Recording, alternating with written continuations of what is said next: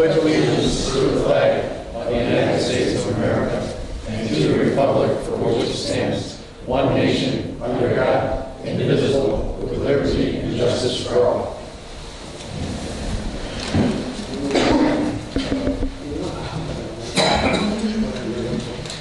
Gina, could you call the roll, please? Trustee Costa? Present. Trustee Caprio? Present. Trustee Rogers? Present. Trustee Suisse? Present. Trustee Knightsky-Troicke? Present. Trustee Burrian? Present. Mayor Yukich? Present. Next is going to be public comment. If anyone wants to come forward and try to keep it to 3 minutes if you can, we would appreciate it. No public comment? Okay. This is a workshop discussion. We're going to have a presentation from Planning Resources, Inc. regarding Heritage Park project. So I'm going to turn it over to the Planning Resources, who will introduce our workshop discussion regarding Heritage Park. Thank you, Mayor and Council. Glad to come out. Try to, would have been a little warmer. We could do a walking tour, but might be a little too cold tonight. What we want to do tonight is kind of talk about the two plans that we had presented at the open house. We've gotten your comments back, kind of taking that and combine that into we're recommending as a preferred plan. I'd like to get your consensus on that so that we can then wrap up the report, wrap up the findings and the other components that we'll be putting with this, costs and phasing and more of that manpower impact components. But about a month ago we had, as you remember, we had a public open house here on a Saturday morning. We had a good turnout and received a lot of good comments. We had presented two plans, option 1 and option 2. There's the two plans side by side. The option 1 plan really focused on bringing more of the active uses to the center of the site, and hold on one second. Hold on. We're holding on for a second.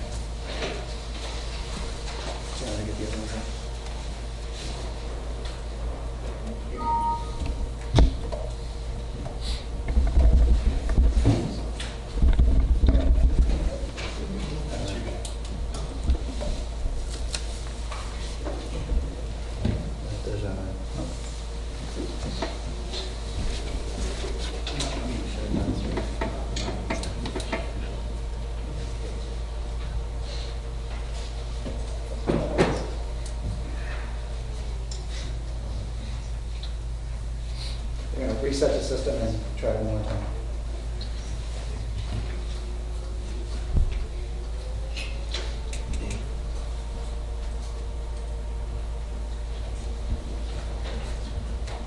We can still do that walking. I got a flashlight.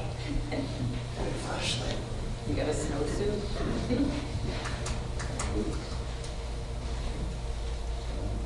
We'll try out the winter activity part. So. It's up on these. Is it up on the big screen? Yeah. It's actually up on these other ones. Any other ideas?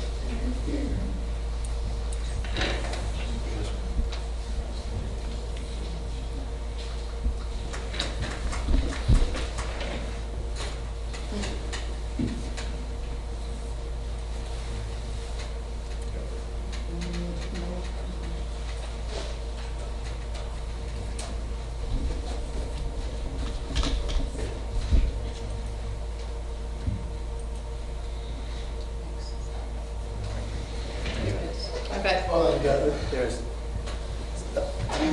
whatever you did. Don't touch. Okay. Sorry.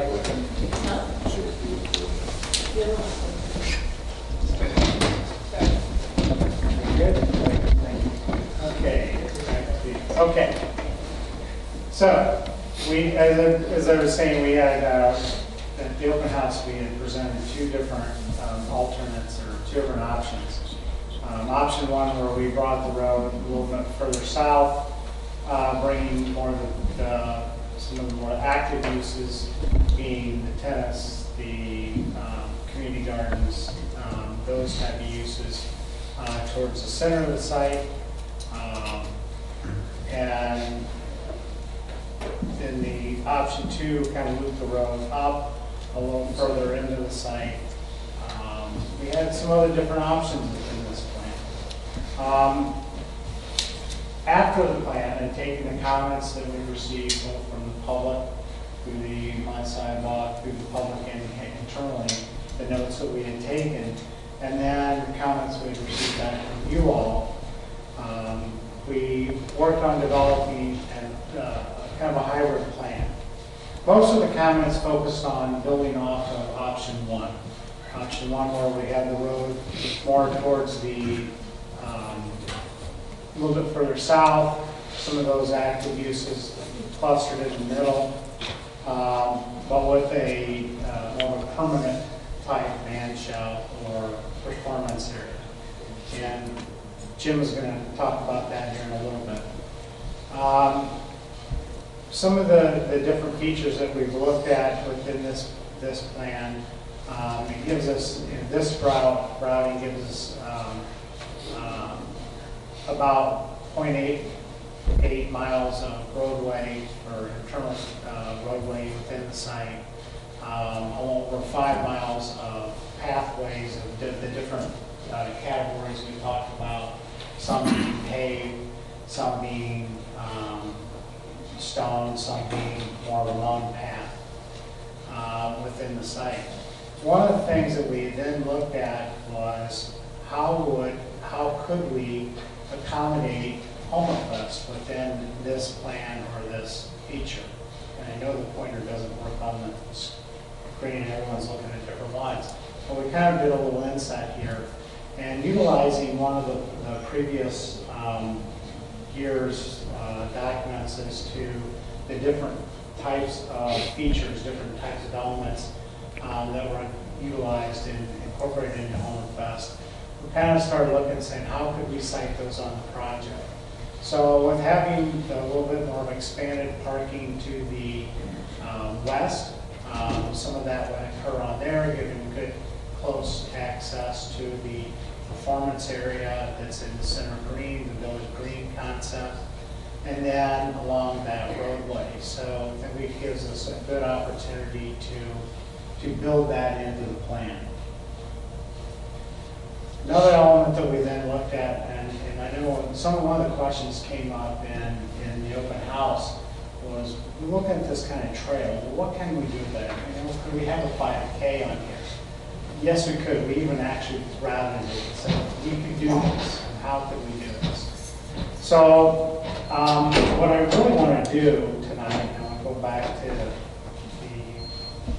this concept, just kind of get any additional comments, any additional thoughts you have on that. We'll come back to this in a couple of minutes when I kind of ask for those comments. I would like to have Jim Petrakos, our architect on the project, kind of talk about the architectural concepts, which I have in here.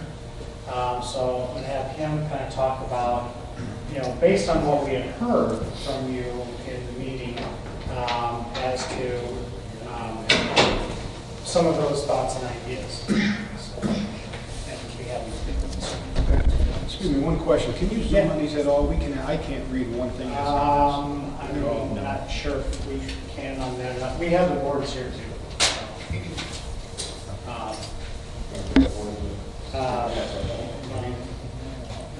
Go on the architecture.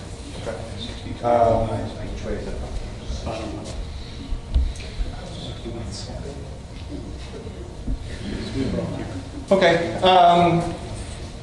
Good evening, everyone. Just wanted to explain to you some of the architecture for the pavilion, at least. We just wanted to show a couple options. We were going to just show one, and then when we started looking at it, we came up with 3 different plans, all about the same size, square foot stage that would match Homerfest. Kind of said, okay, what are 3 options that we can do there as initial discussion points? So option one, as you can see here, I kind of got a rendering here that everyone can see. Plain, simple, single roof structure, open, see-through from there, so you can kind of see through the vistas if you're standing on one side or the other. You can actually go all the way through, see all the way through.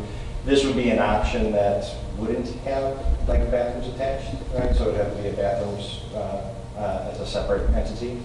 But kind of working off the architecture of Village Hall, right? The timbers, the stone in front and everything, trying to key off a lot of what you see here at this Village Hall and kind of giving a nod to it. But you can see how the footprint of the stage up there on the upper left is just square, open, you know, a little bit easier for visibility, for security, you know, when everyone's taking a look through the site. Option, and this option right now we're just estimating around 450 to 500,000 in terms of pricing. Trying to do real timbers on some of this, and we can change some of those to even less and change the structure. Option two, I think we changed the pricing. Hold on, I can give you all. Okay. Option two, and all these options have some minimal security or sound available in there, and electronics that are in there in terms of the backbone. So those are options that we can pull out. We can always have it that if somebody's coming in to perform, they can pull their own equipment, their own stage stuff, their own lighting, and so forth. Option two that you see here, again, more of the timber trusses, simpler roof. You can kind of see the floor plan. Now we've started incorporating the bathrooms on either side. Looking at either one, men's and women's. We can do any type of function with this. We can turn one into storage. We can do any types of variations with this. But again, keying off the stone, some of the brick, some of the details from Village Hall, and the floor plan is pretty open, pretty wide open there other than the bathrooms and stuff, so for security purposes. And then option three. Wait, Jim. Sorry. The price on that second one was? Second one, we were saying 675. Okay. 175. This is all schematic design. These are rough, very, very rough estimates. We're looking at everything that we want to do out there. So until we can narrow it down and see what type of structure and bring it down and what the village's budget is, we can accommodate them. Mm-hmm. So this stage is, we're more helping you try to look at what it looks like, the aesthetics, the schematic design, the roof lines, and so forth, what types of structures you can actually have out there. What size is the stage area in both of these? It was about 25 to about 35, 40, and obviously you can see some weird shapes here, so somewhere around there. I know I talked to Mr. Costa about the general idea of what you have for Homerfest, so trying to keep it somewhat close to that. And again, these can go up and down depending on, these are very, very preliminary in terms of ideas that, you know, what would you like to see there as what we're calling a bookend for the Village Green and the amphitheater area. So the Village Hall would be one end, this would be the other end, without making it as big as the Village Hall. You know, we don't, from what I've heard through the conversations and everything, we don't want a large $7 million amphitheater. So these are the smaller, simpler ones. And then the last one, option three, a little bit more intricate. Kind of you can see the rendering here. Just cooperate. Again, stone off the building, more brickwork. You can see a little bit more elaborate back of stage where you've got a little bit more storage. You've got larger bathrooms back there. You've got some stairs going up. We'd have to work with the grading and maybe see some handicap accessibility, maybe a ramp going back there. But a lot more open feel to the stage, a lot more presenting out. You're starting to get into the aesthetics of an actual stage, an actual amphitheater where it's got a background that is tilted, everything's tilted out towards you for sound. As you saw on all the roofs are all back pitch. That all helps project the sound out. This one also helps with the back wall, so it's projecting it. This one, if I was to say there's a con there, would be some of the security, just, hiding holes for people to hide in, kids or anything like that, to kind of do anything. But it depends on the amount of security you have in the park, looking around there. This one we were saying about $950 to $1 million. Again, very, very rough estimates with sound and everything on there. There's such a variety in the level of sound that you can do, or you can just zero it out completely. Yeah.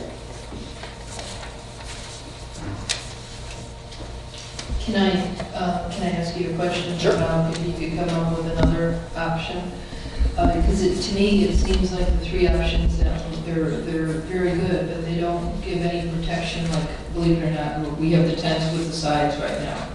I mean, is there an option where you can have some type of fold-down side? Because there's no, if there's raining, like we still went on when it was a rain and, not storm, but it was raining pretty well.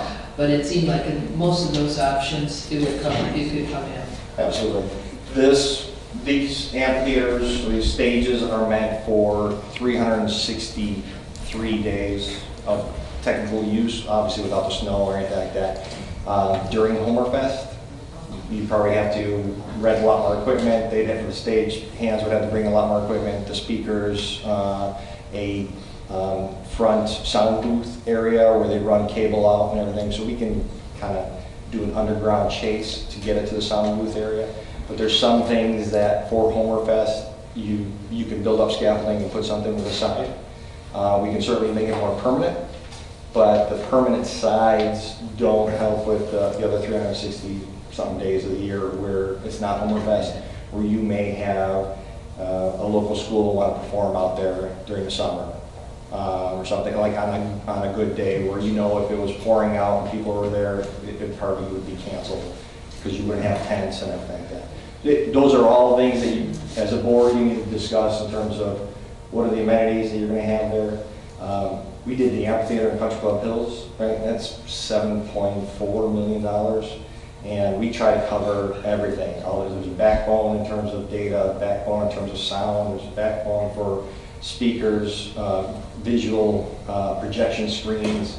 They try to cover every single aspect. Movie nights, choir, they wanted an orchestra to be able to fit on there. So these things are all options for you, but this is our first blush of saying this is something that we think that you can kind of go up and down from there, and we can adjust any of these to have sides or not have sides, to have larger speakers, have more bathrooms, have a projection screen. Those are all things for discussion.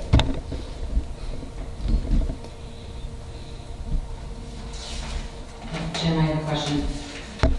In the original drawings, there was one that looked like a temporary, kind of like a V. Do you know what the price of that one was?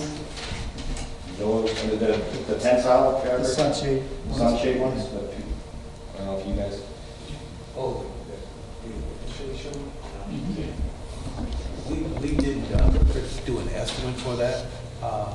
We could get one for you, but no, we didn't prepare an estimate initially when we did the concept. Yeah, we kind of heard more that this was a style direction that was really preferred, so we didn't further develop that.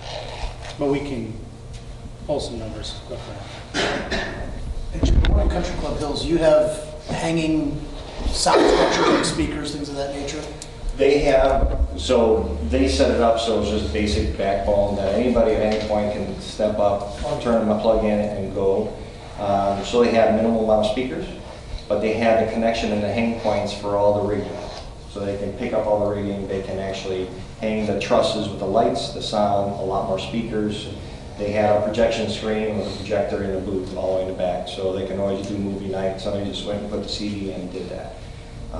With a more simpler one like this, you can certainly say, we're going to rent the screen, we're going to do the blow-up screen and project it from the middle of the lawn. You can, speakers, you can put some basic ones in there.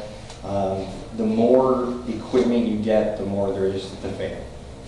Right? So it's who's watching, who's doing it, who's using it during the year. Did a microphone walk off? Did somebody borrow it? Where did it go?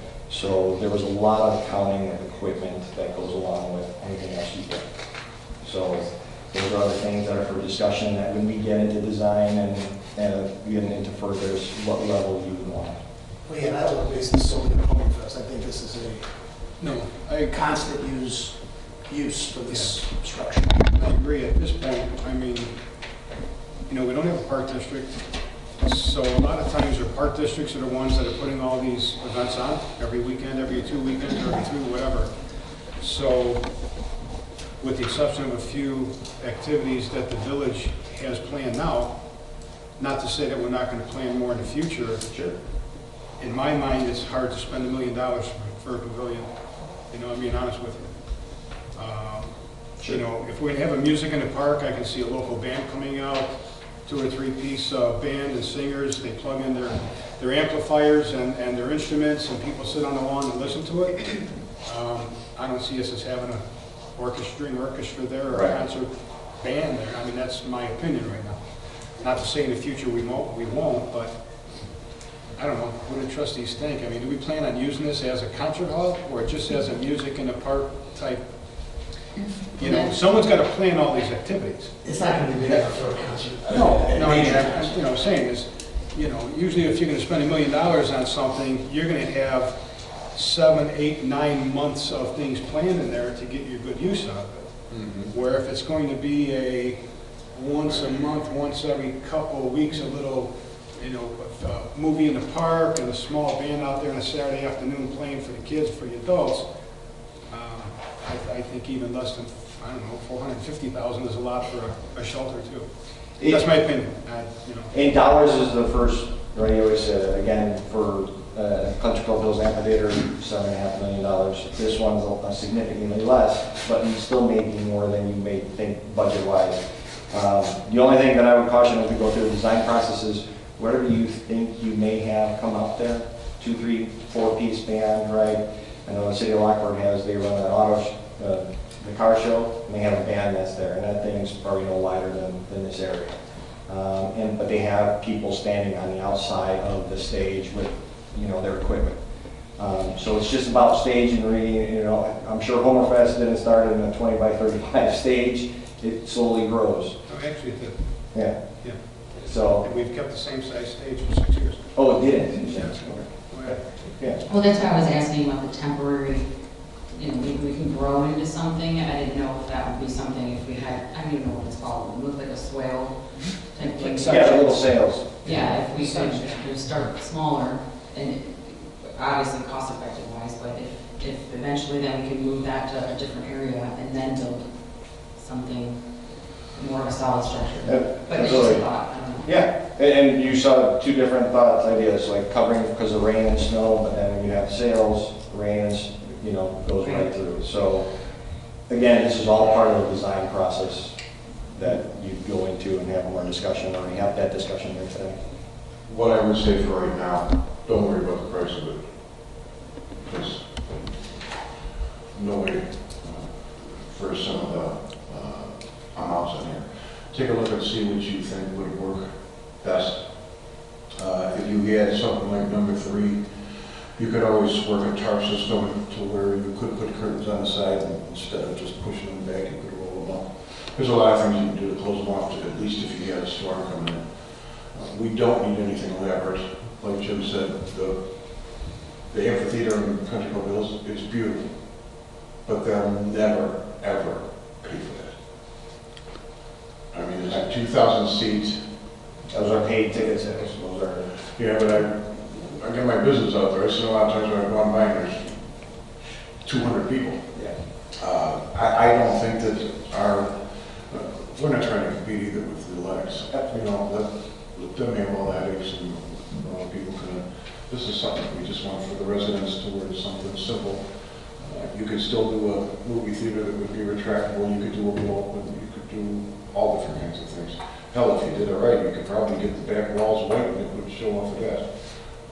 Yeah, and you can go to, again, that's why we presented 3 different options. Here's one without the bathrooms in there and it's completely open. It's just a structure. If Okay. And that wood timber can actually be, it can be steel, you can try to make something more aluminum. The inside bathrooms, I would push, especially for the women. Nobody wants to go in an office, you know, and then this way it's also something that flushes in its front. You don't have to worry about trucks coming in and sucking that stuff out. So it's a simple thing. Like Jim said, these are just designs. You can come up with a million of them. Go online, take a look, see what they're out there. Just so you do have the room. As for the festival, I don't know how that would work if you had this for the festival, because then, you know, you're still going to have to put a tent up. And if you did the tent, how much room is that going to take up before you get out of the building? Because this wasn't going to be set, you know, set back that far. Yeah, I agree with you. On this, you know, you may have the band set up on this, we'll have to set the tent up, let's say 10 or 15, 20 feet in front of it, no fronts on, so people have just something to sit under. We have 10-foot walls on this, depending on how high this roof is. This isn't as high as our stage. It looks like it's maybe only a couple, 2 or 3 feet off the ground. Yeah, we may do it. Yeah, we could work around whatever. Yeah, we could work around. You know, the big thing is permanent or temporary. And temporary, you're definitely not going to have bathrooms. I thought with the consensus we were permanent. I mean, I can't see the drawings, but on the drawing, is that the direction that we're heading in, right? We went away from the temporary? Based on the comments we had, that was kind of the general direction that I think primarily we heard was to head that direction. That's why we Right, Jim that was head this my way. recommendation. Yeah. I like option 2 because it has the restrooms. And also I see with option 2, let's say down the path, you can add to that. You know, if you find that you are utilizing it much more than you thought you were, you can build onto that. Correct. Option 1 is just a Charles, really. I mean, that just seems like, and again, can you go back to the master plan concepts, the 2 of them? I thought the consensus was to have permanent bathrooms out there. It is, I was just asking because I didn't know the price prior to today. Yeah, but are we going with permanent bathrooms out here? We don't know what the price is. Well, there might be some houses further back into the. I just don't, I can't, like I said, these drawings are so hard to see. Yeah. I didn't see where any of the bathrooms I are. apologize, I didn't realize you had the little screens there. In both concepts, and do you have the boards? Okay. We have the better boards, so you can see it. But in both cases, we had talked about doing, in either way, doing some type of permanent restroom facility, whether it's standalone or whether it was incorporated in with the stage piece. So, so this one, like I said, you know, this is where we had the permanent structure, the restrooms built in. In this case, we had it standalone. So, and obviously, you know, we agree, you know, that we feel, given the size of this, you're going to need some kind of probably permanent type restroom out there. This building's not going to be open all the time when you have use out there and run back and forth. So occasionally on certain events, maybe you do open it up. But the idea was to have that. So in the comments that we got back, it kind of really came down to, is it incorporated in with the stage? And that was kind of the general consensus comments that we thought we were hearing was yes, incorporate that in with. In any of the discussions I was in, permanent bathroom was always in planning to be a part of this project, whether it was separate or whether it was potentially more cost effective to build it into more of a permanent structure. Right. I don't know that we can build a project like this and not have some sort of permanent bathrooms. And so I think that is a consideration as we talk about permanent. I think there's a case to, or an argument to invest in the future at times. And certainly I agree, I don't know that we need $1 million amphitheater or structure. But there is something, I think, to not spend the same dollar twice, to do something temporary with the plans to do it more permanent down the road, to look at it, investigate it. And again, I don't think we're here tonight to, you know, just pick designs and things like that. This is just sort of laying out the options of, here's some price points to start thinking about, because it's something we haven't gotten to that point yet.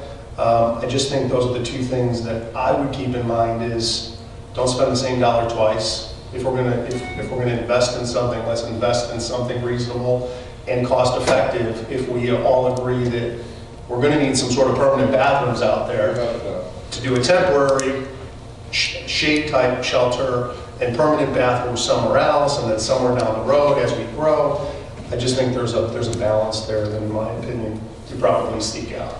And actually, if that was the case, I like number 3 better. If you're gonna have the bathrooms, you don't want people surrounding the stage waiting to pee.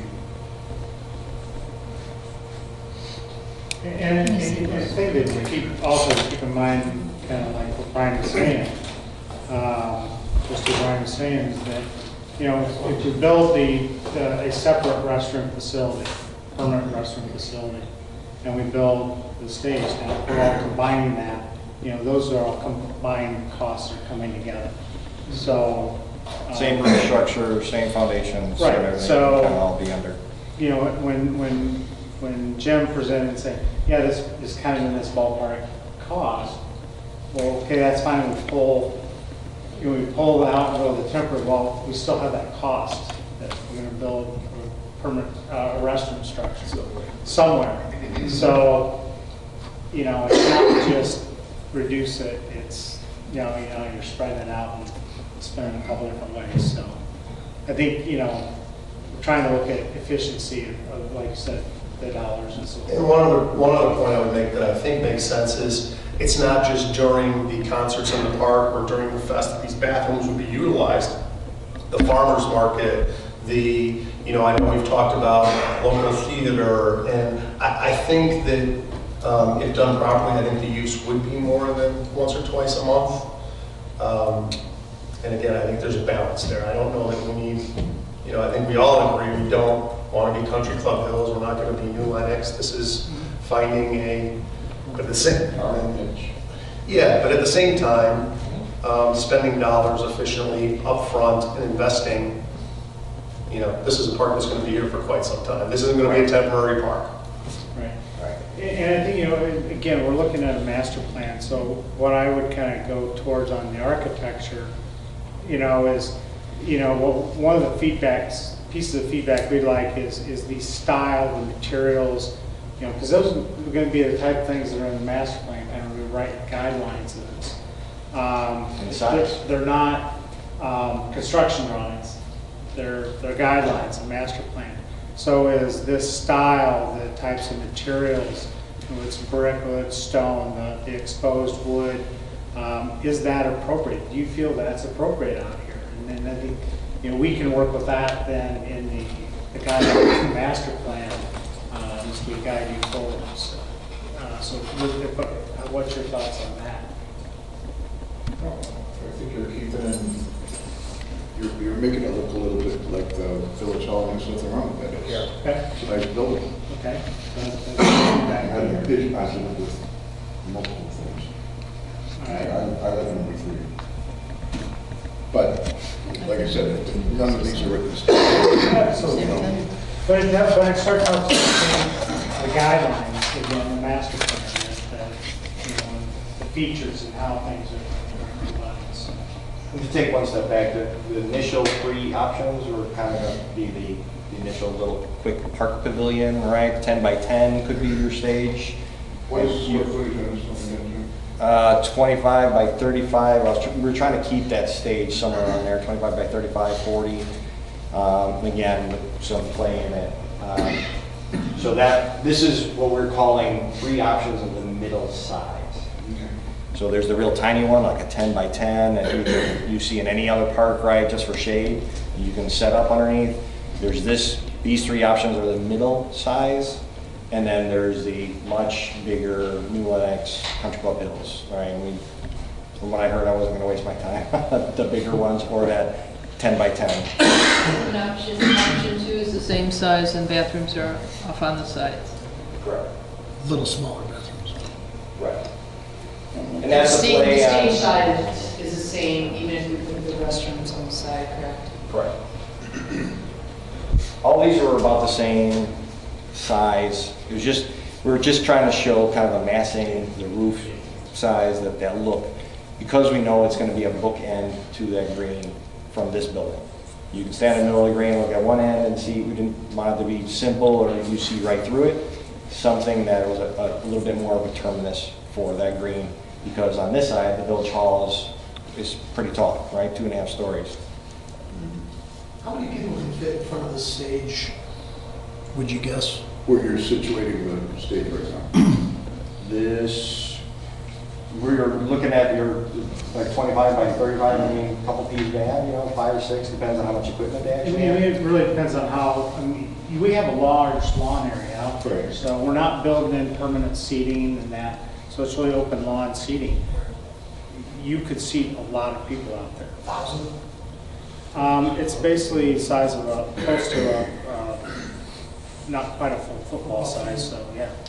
I'm trying to say, it's like somebody, if they have a movie in the park, and all the parents come out and bring blankets, well, that's gonna take a lot more space, as opposed to just having a seat on the grass. You certainly got plenty of room. And there's a lot, with that, there's a lot of decisions that go on in the future. So if you've got 1,000 people and you know you have to show a movie night, that screen is going to be large. Well, I mean, it could be award ceremonies, it could be different types of things for the community that we may get involved in, or it's not just about music. So.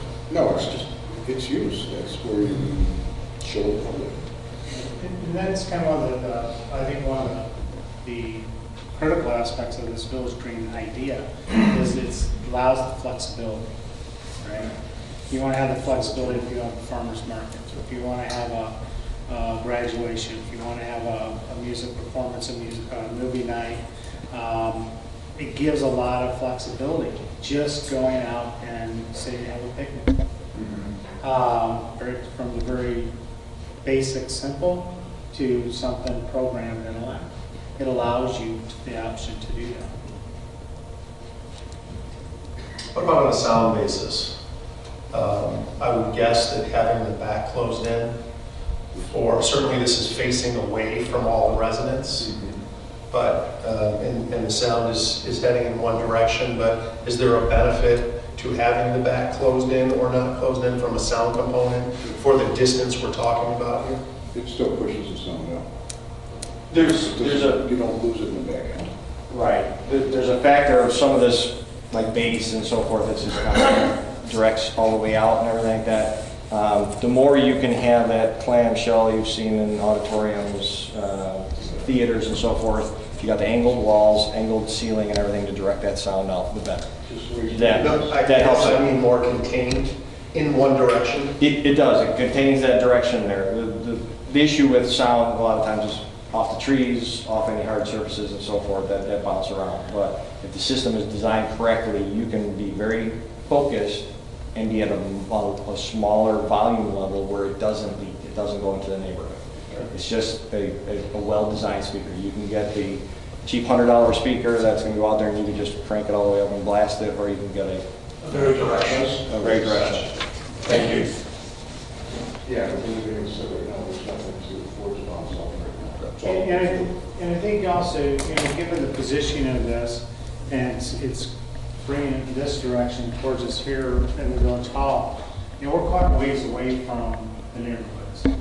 So directionally with the speakers, you may hear a very faint background noise. It's not going to be blaring in your backyards. You're not going to sit in these backyards. It's confusing. Like Jim says, the direction of the speakers alone is going to do that. What I think, correct me if I'm wrong, it's very possible, but with having the permanency on the back, it allows some of that reflectivity then to force that music forward to actually make it a little more clarity here on this side versus the issue of is it protecting it from leak. So it's more of an acoustic enhancement forward versus a blocking and minimization back. Has anyone been to Millennium Park, the theater? If you notice that theater, there's not large speakers in front. They are all, as you go back or into the crowd, there's other sets of speakers. Those are designed well, so when that sound leaves the stage and it hits that next 50 yards, those speakers go off. So they're all timed so you don't hear an echo or anything like that. So they can bring all those speakers the level down, and it's feeding every one of them. So it's, all the sound's not coming from the stage. That minimizes the leakage of sound to outside areas. Again, that is, if you decide as a board to have a rock band weekend, somebody comes up and puts all their garage band speakers out there and just blaring it, that's a totally different story. So those are part of the discussions and the decisions. But this sound can be well contained. Okay. Everyone okay with that medium size type of stage with bathrooms? Yeah. I like the medium size and option 2. If you want to know my 2 cents. Well, the big thing is right now, we're going with medium size and you want the bathrooms attached to it? Right. Okay. Okay. Thank you. Thank you. Kevin, could you just put the option that they mentioned, just so everybody's on the same page? Just because we flipped around. Keep it the wrong direction on the button.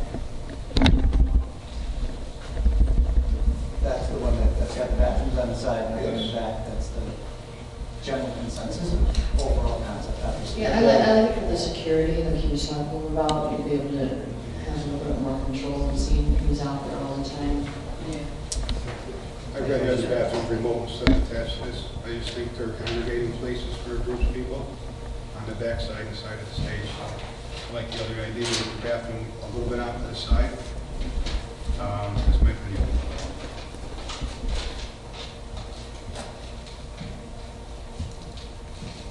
That's a good point. If you think about the size of these bathrooms, they're not going to be very large, so it's going to definitely accommodate people there. Well, if they do it, the third one with the wall there, nobody would even see anyone over there.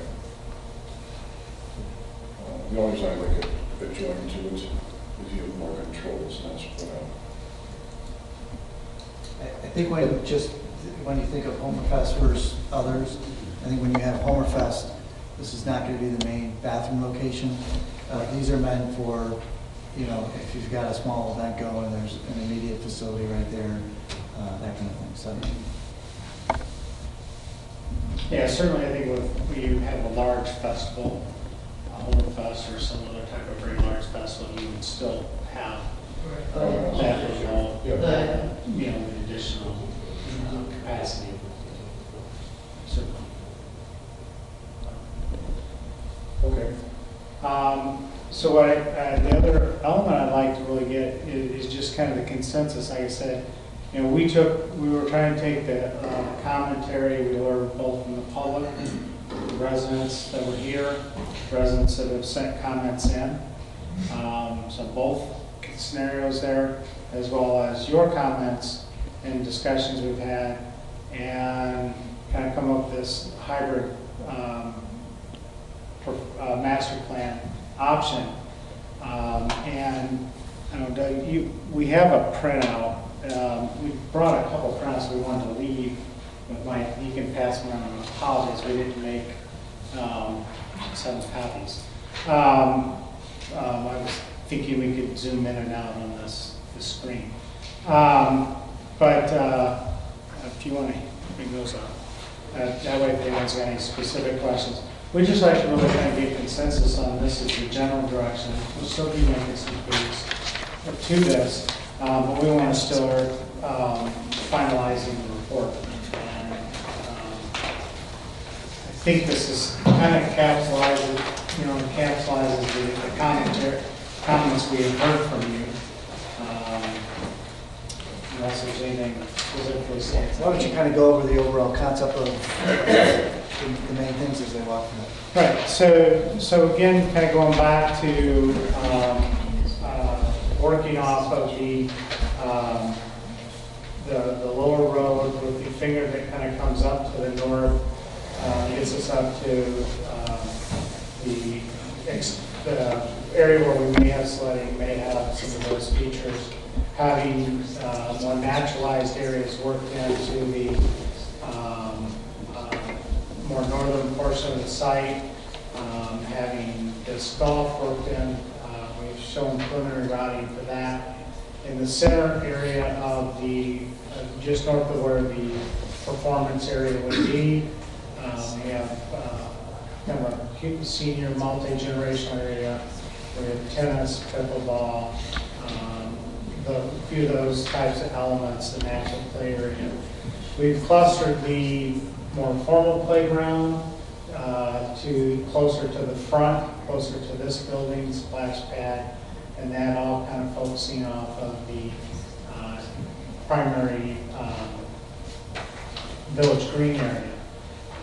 Fishing pier, then off the expanded pond lake area with the open play kind of parallel to the village green along the more the center portion of the site.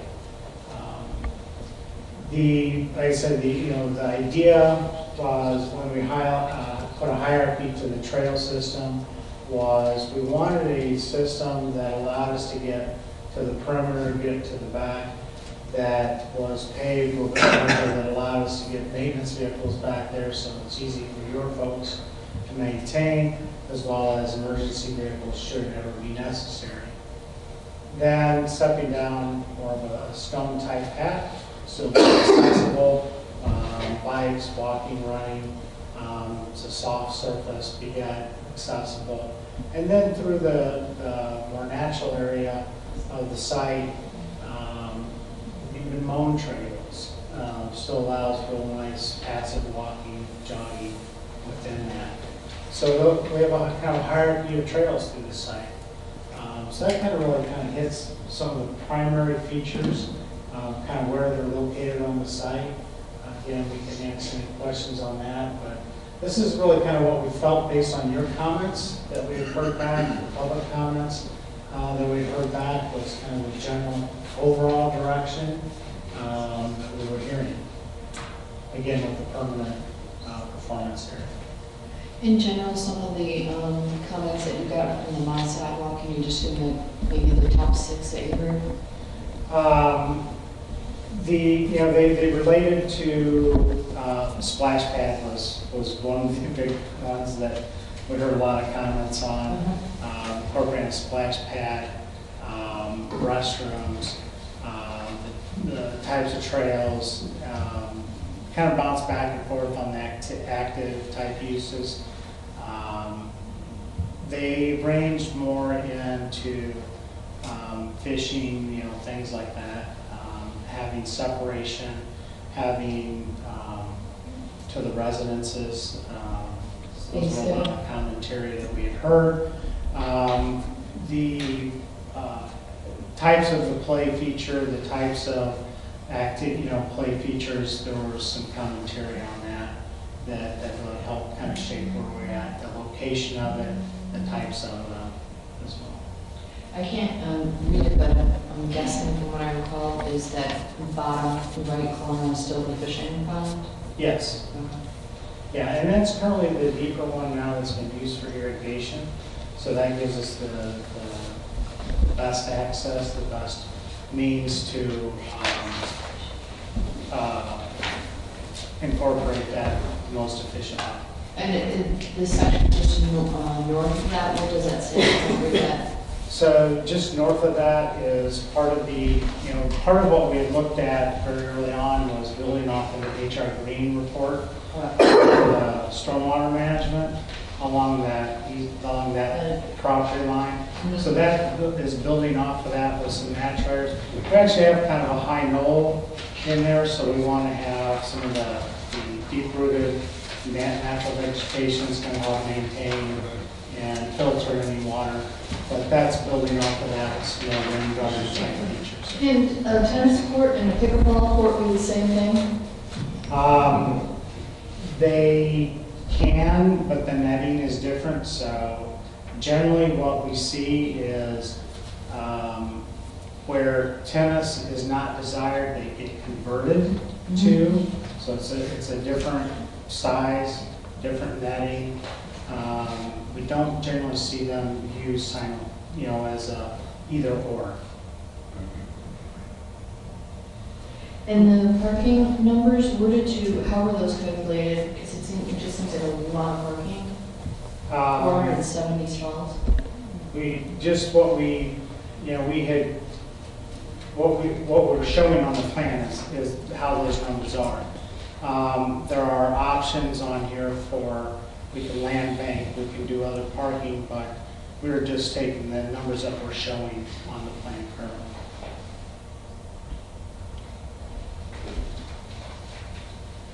On the pickleball, I mean, I've never heard of it. I've been to a lot of parks, I've never seen one court yet. How long has it been around? And do you have any data on how many people actually participate in this? Sure. You want to talk about? Pickleball. Age groups? Yeah. I'm sorry. Good evening. Pickleball has been around a while, but I'll say in the last 5 years, 4 to 5 years, the trend has really picked up. And I believe it was because our baby boomers, which someone will tail into that, are living a lot longer and they're more active.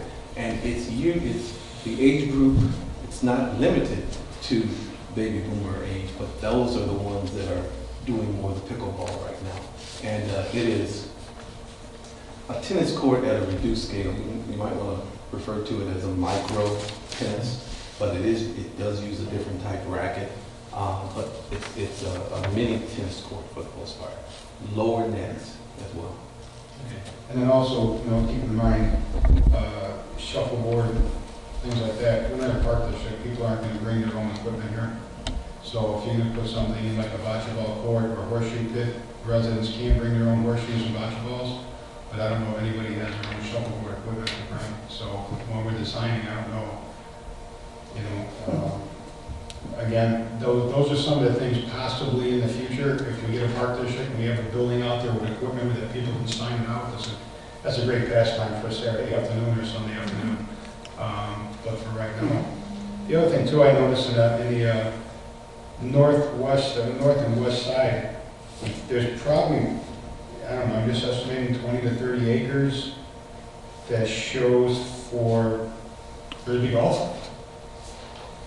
That's an awful large area for one activity that's specific to a activity when you don't show any kind of backstops or anything here for the residents to use for a pickup game.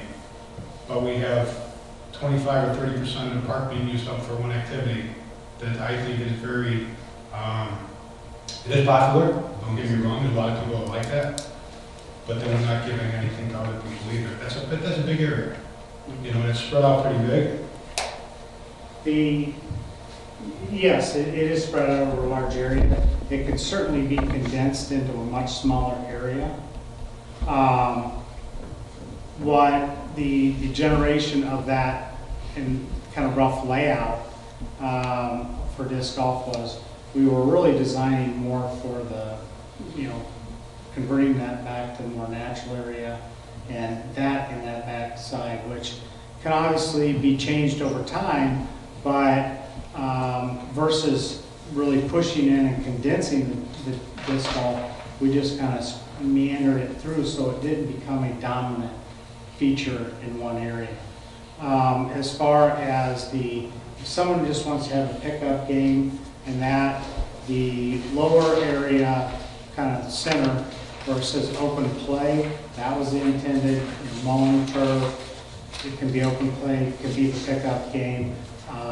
Quite a bit of area there that would allow for, someone wanted to have a pickup soccer game or, play catch or do all that. So you did not get any feedback from this community about having more fields for kids?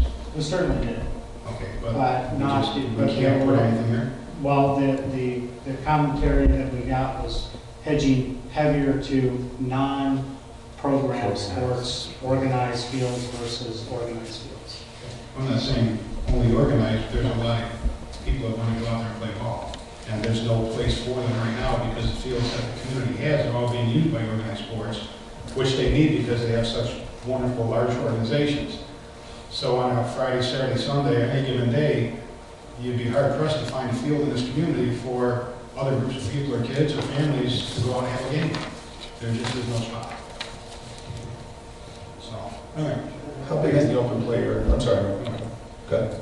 Well, one last thing, you know, when we did the stormwater survey engineering on this, we were told, of course, without full engineering, that the northeast corner could be, only because of the topographic and the way that it's all slants in the north, a containment area for stormwater for the flooding issues around the community, especially around the golf course.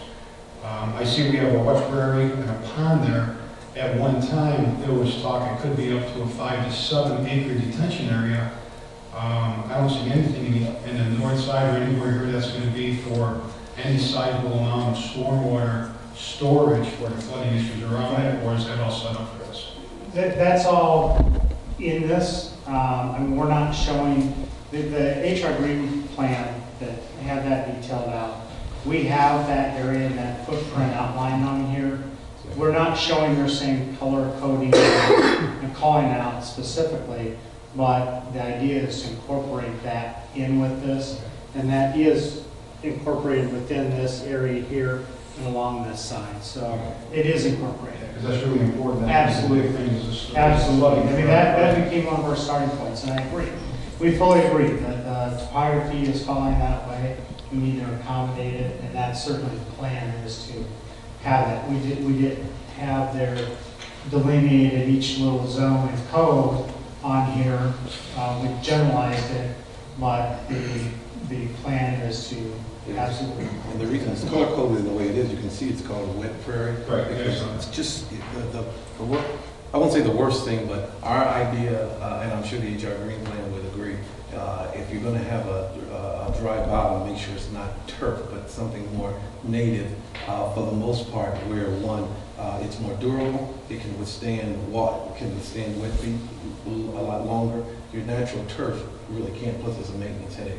So that's what that area embodies. We're not showing greatly grades into topography, so that's why it's hard to see, but we did take that into account as a plan. Two more quick comments.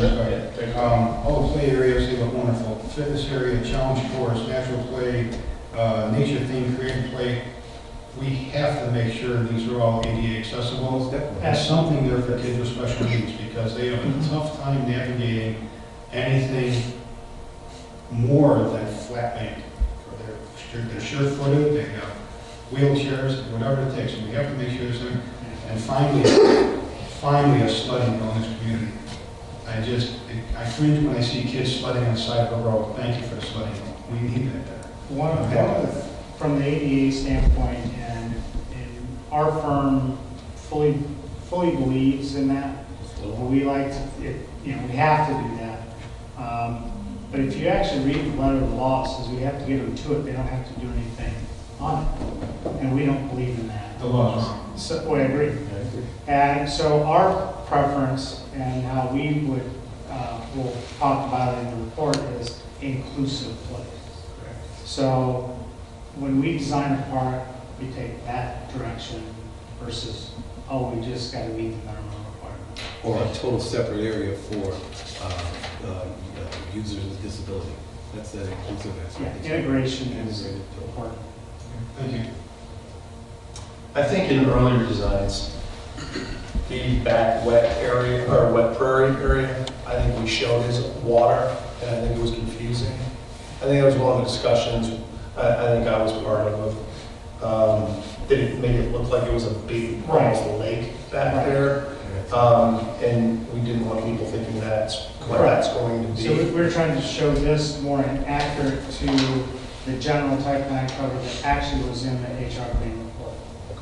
Okay. We had blocked it out saying this is stormwater management, and we don't want to be confused and say it's a deep pond. There will be some little bit of open water, but a lot of what was in their plan was wetland species. It was kerosene. It was, which gives you very good water quality. And so this plan reflects input Yes. from HR Green with regard to that. Absolutely. How big is the open play area roughly? Yeah, I was just looking at that. If your plan's going to be kind of small. Well, we have a grid that we've overlaid that reflects 100 by 100 foot area, and you can see there's 2.5 to 3 of these square grid modules. So if you add them up, 1, 2, 3, 4, 5, that's at least 100 by 100. That's at least 500 by 300 there in terms of the area, which we believe, I think we overlaid that you could put a football field in there, but a couple fields in there, which we're not putting, but it could accommodate, since we were talking about unorganized athletic play, we'll say. Those that want to do a pickup game, it's possible you just will not have a backstop, but you could do a pickup of any type of game there. One thing I like is, and something we discussed, is the paved trail being as wide for as a course in sort of a circle fashion, as opposed to some of the earlier ones we've seen that have lots of arteries. You know, when we go, at least for my family and I, you go riding bikes and you've got 5-year-old, and there was nothing more frustrating than constantly having to turn around while other people are trying to pass you. So I like the use of making this paved path where you can kind of get on bikes and get out and do almost all of the park, to see all facets of the park, is something that I really like to see in this.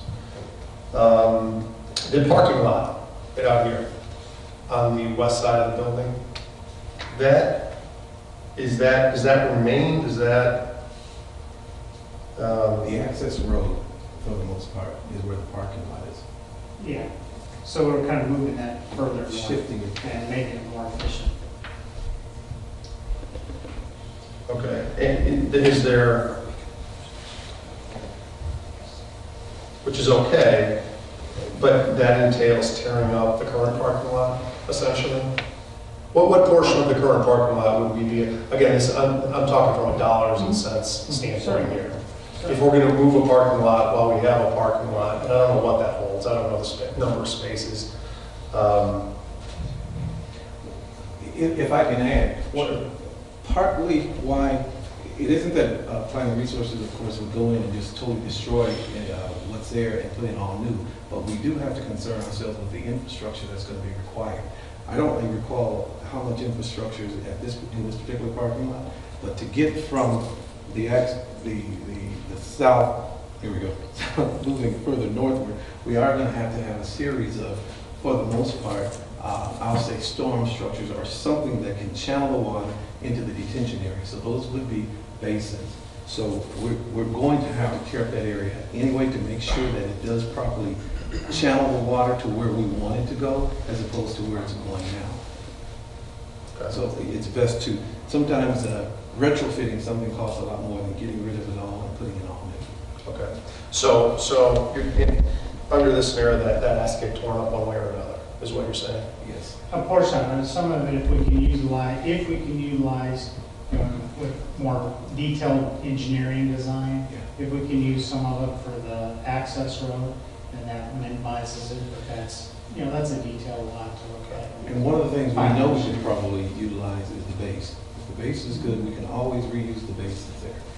Even in the areas where the parking bays are, even if we're not using, that's no longer going to be parking. We can reuse that stone as base, as the lower 6 inches of whatever base material we need. And just with regards to the disc golf, the way this is laid out, would this be considered some sort of a sanctioned course or tournament quality course, or is that much more thought put into this plan, or is this just at this point?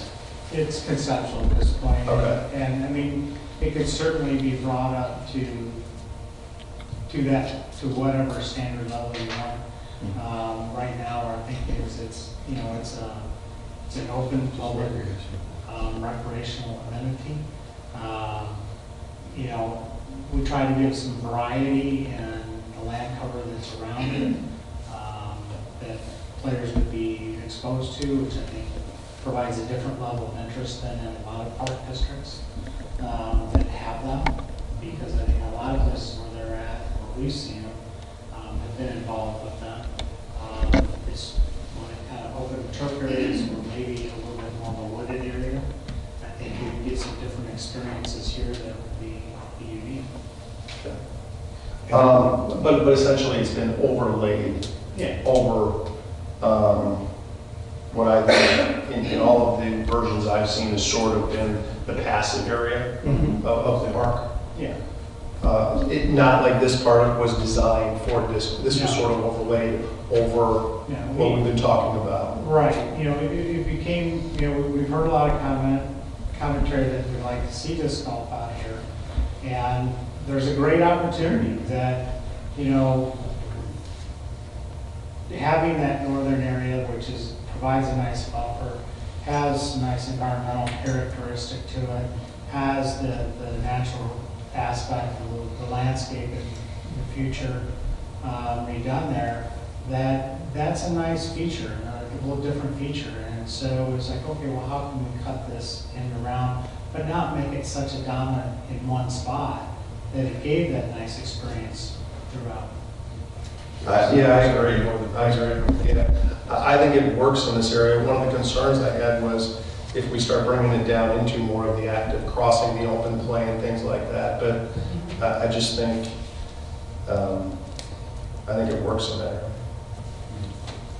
The other thing that's nice about disc golf, I'm sorry, it's something that it could be built on. So I can't remember what the number is that we have in the budget for it, but you're talking about tournament playing, things like that. You can start simply with baskets and pads, and then you can build on from those. You can make the pads nicer pads, and you can just add onto it once you see how much this thing is going to take off. And it is one of the lower ticket items for the most part, that you get a lot of bang for your buck. Agreed. And I think in going over my sidewalk and going through the comments, I think the overwhelming number of those comments were mostly focused on active recreation. And that's what I think, as we sit here today through all the different versions, I think this really starts to put all this together where you do have a good portion of the park that still is nature-based and passive with a somewhat active component to it that is not in addition to the real active center, and then in addition to the community gathering spot that's the village green. So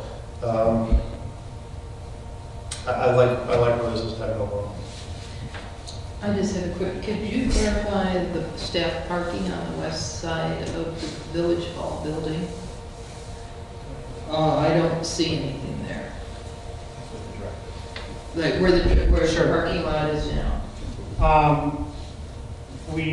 What we've done is we've added additional parking to the east side, maintaining parking to the front. It does move a little bit further to the north in this scenario. If that's a desire, we can certainly still pull some further south along there, though.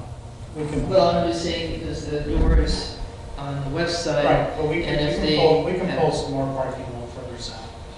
We can add that. If this was the plan that we went with, did anybody do a cost analysis of how much this total plan would be? That's what we're working on now. And is it going to be done in different phases, like as phase 1, 2? We certainly, expect this is going to be done over multiple phases. We just need to know from you, we need to know from the board though, what that, say, top dollar needs to be per phase, or if it's gonna be something incrementally. In the first 2 years, the budget should be, the phase amount, 20 million, I'm just throwing that out there, for lack of a better word. 5 million.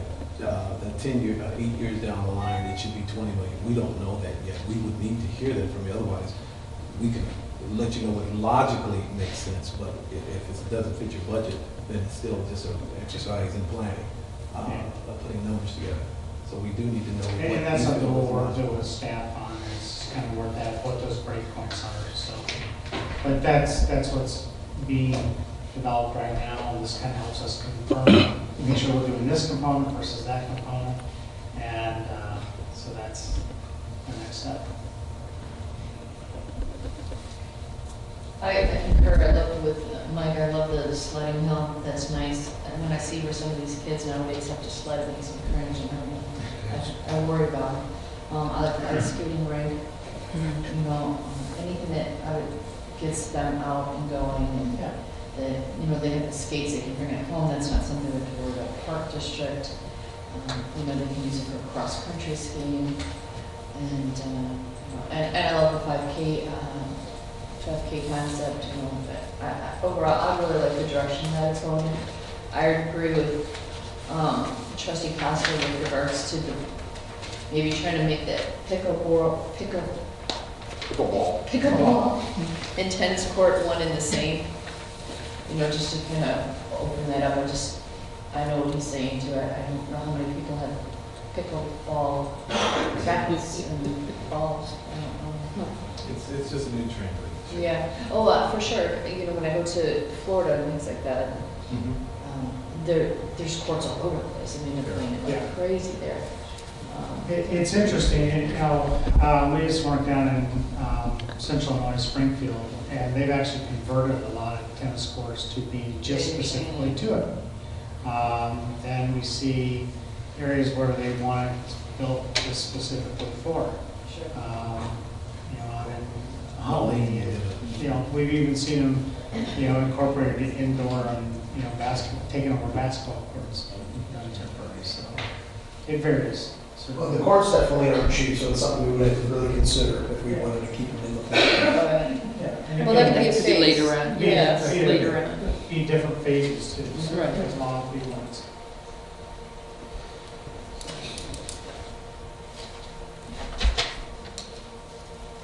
Anything else, guys? Nope. I think overall it's going in a good direction as well. So do I. Are we supposed to pick between 1 and 2? Or that's going to be... No, I think that's the master plan, taking 1 and 2. Right. Yeah. We've kind of taken the points that we've heard about 1 and about 2 and combined it to this. This is really more kind of a confirmation, are we on the right? Yeah, it's the right direction. Well, I like the way the road is better in this one than the other diagram. What's the timeline on starting to price out some of these features? Obviously, this is going to be a phased project. Right. We're very quickly. That's what we're working on. I like to now. hear So that.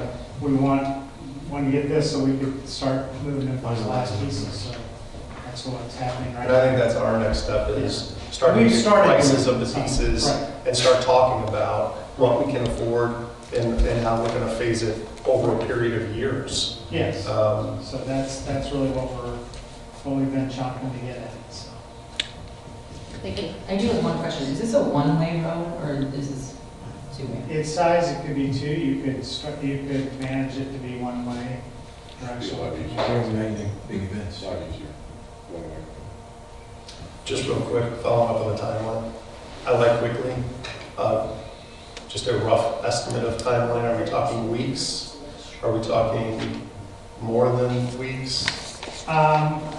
I think I want to sit down with Mike and kind of craft that out, because I think there's some elements we want to have a discussion with staff and their availability. But I mean, the costing part is not, it's. Sometime in January? Yes, Okay. yes. Thank you. And I'm gonna say, we've started some of it already, so we're not go far out there. Can I just to clarify, when we're looking at that loop, there's all those little lines that designate that's each a parking. Potentially. Okay, so if you have that, is it necessary to have such a large parking space by the service maintenance? Well, I think we have, we wanted to have the parking, we did want to have the parking spread out for some of the different uses. But up by the front area, we have a little more of a concentrated area with the playground, with some of those elements. So that and Village Hall aspects, I think there is a need for a fair amount of parking up towards the front versus, bigger lots in the back. And the parking lot could be phased as well. That's one of those things we could put in one bay. Right. You could install one bay, and then if build as demand needed. dictates, then the other bay could be put in. if we feel real strong about it, the infrastructure for the entire parking lot could be in, but, you know, you only pay one bay of it for the most part, and you're still not out of much. But yeah, that's something to be faced. If demand doesn't push it, then you have the limited parking. The other thing to recall is that with 151st Street, the planned expansion, we might lose some right-of-way, so we might lose some of the parking off the front. So that was part of the reasoning for the parking to the east as well as the concept. As they mentioned, it could all be phased. Well, we wanted to reserve that. Okay, so in your, for phase one then, you're considering that to be the open lawn area, the village green area? Is that your main concentration for phase one? Is that what we're looking at? I think our thinking initially is that it's getting that infrastructure, getting kind of the loop in, and then starting to build the features off.